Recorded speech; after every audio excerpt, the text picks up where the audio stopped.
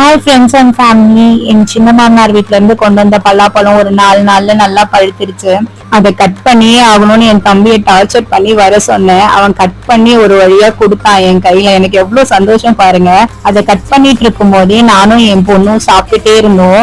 அவ்வளவு டேஸ்டா இருந்தது. ரொம்ப பழுத்திருச்சு பழம். ஆனா வரும்போது எனக்கு சிக்கன் வாங்கிட்டு வந்திருந்தான். பலாப்பழம் கட் பண்ணி சாப்பிட்டுட்டு எனக்கு குழம்பு வைக்க முடியல, நமக்கு தான் இருக்கு சோம்பேறி சிக்கன் சொல்லிட்டு நான் செய்ய ஆரம்பிச்சிட்டேன். சிக்கன், பச்சை மிளகா, இஞ்சி பூண்டு பேஸ்ட், வெங்காயம், தக்காளி, கொத்தமல்லி, மஞ்சத்தூள், மிளகுத்தூள், காஷ்மீரி சில்லி பவுடர் இருந்தா சேர்த்துக்கோங்க. நான் வெறும் மிளகாத்தூள் தான் இருந்தது சேர்த்துக்கிட்டேன்.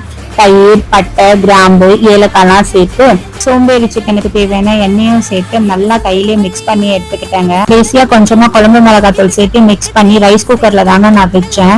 ரைஸ் குக்கர்ல வச்சு எடுத்து கொஞ்ச நேரத்துல இந்த மாதிரி தண்ணி பிரிஞ்சு வந்துடும். இதே மாதிரி கிண்டி கிண்டி எடுத்தீங்கன்னா லாஸ்ட்ல இந்த மாதிரி ரெடி ஆயிடுங்க சோம்பேறி சிக்கன். பாய்.